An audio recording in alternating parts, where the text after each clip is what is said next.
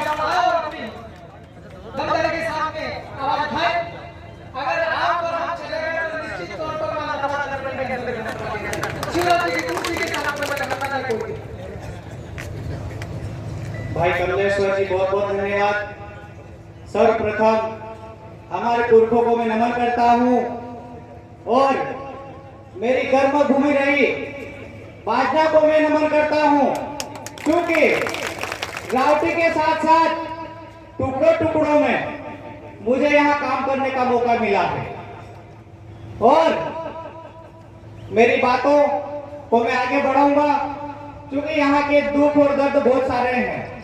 मैंने लगभग 2013 से 23 तक यहाँ काम करा है और काम करने का कांग्रेस और बीजेपी ने बहुत ही तरीके से हर समय यहाँ से जिले से बाहर करवाने का काम करा है। उधर चला जाओ, उधर दिखेगा।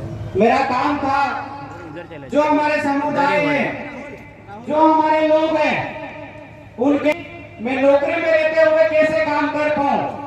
मेरा काम था बिजली विभाग में मैं कैसे काम करूं। मैंने रावटी को एक बेहतर तरीके से समझा था और हर जगह काम करने का प्रयास करा था और शुरू से हमने एक उद्देश्य रखा था कि हम लोग शिक्षा के क्षेत्र में काम करेंगे और स्वास्थ्य के क्षेत्र में काम करेंगे।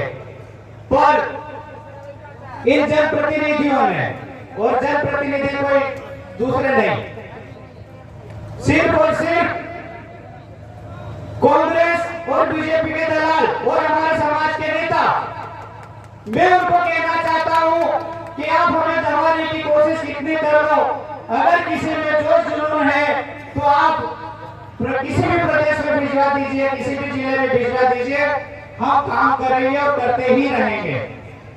हमें स्थानीयता की जरूरत नहीं है कि हमारे लोग कहाँ हैं।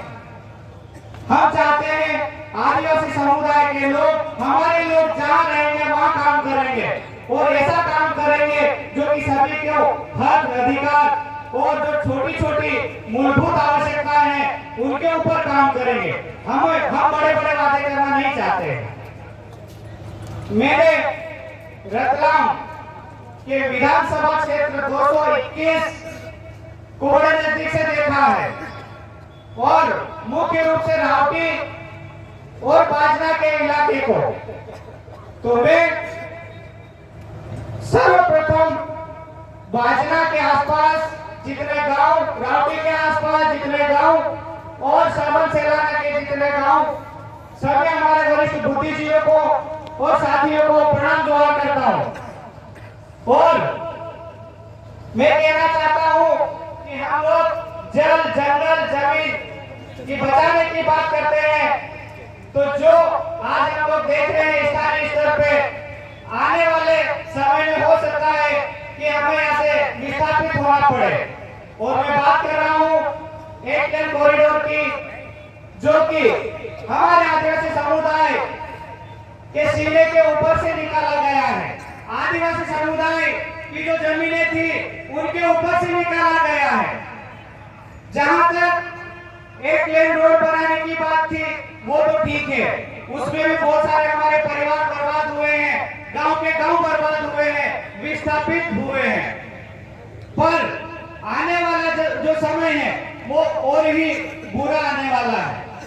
उसके पीछे कारण है बहाना बनाकर रोड तो बना दिया, पर उसके आसपास में दोनों तरफ जो कारखाने डलने वाले हैं, जो उद्योग स्थापित होने वाला है, उसके कारण हमें कितना नुकसान होगा ये हमें सोचना पड़ेगा, समझना पड़ेगा और हमारे परिवार को बचाना पड़ेगा, हमारे समाज को बचाना पड़ेगा, गांव को बचाना पड़ेगा।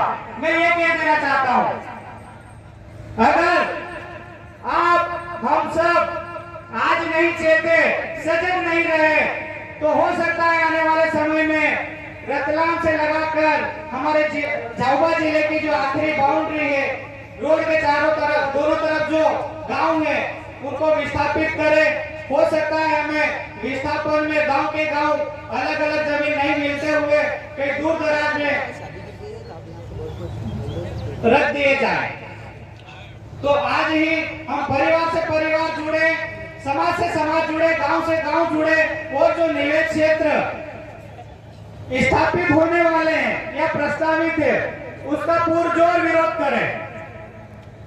दूसरी बात है, हमारे रावटी के पास में महुड़ीपाड़ा और सापड़ी की बात करें तो झाबुआ जिले का हमारा तलावड़ा, यहाँ पर 1600 करोड़ से जो बहुत बड़ा डैम बनने वाला है उसके संबंध में बातें रखना चाहूंगा। हमें बड़े बड़े बांधों की आवश्यकता नहीं है जिसके कारण हमारे सैकड़ों गांव बर्बाद हो, हजारों लोग पलायित हो, विस्थापित हो। हमें छोटे छोटे डैम की आवश्यकता है, 12 महीने जिसमें पानी रहे, पानी गढ़ा पानी हो जाए। मैं ये कहना चाहता हूँ, हम उसका समर्थन करें। ये जो डैम बनने वाला है, आप और हम सब ने पढ़ा कि 665 गांवों को पानी देना है रतलाम जिले के। तो यहाँ से लगाकर आलोट का जो एरिया है लगभग 100 किलोमीटर के दायरे में, क्या आसपास में नदियां नहीं है, वहां डैम नहीं बन सकते क्या?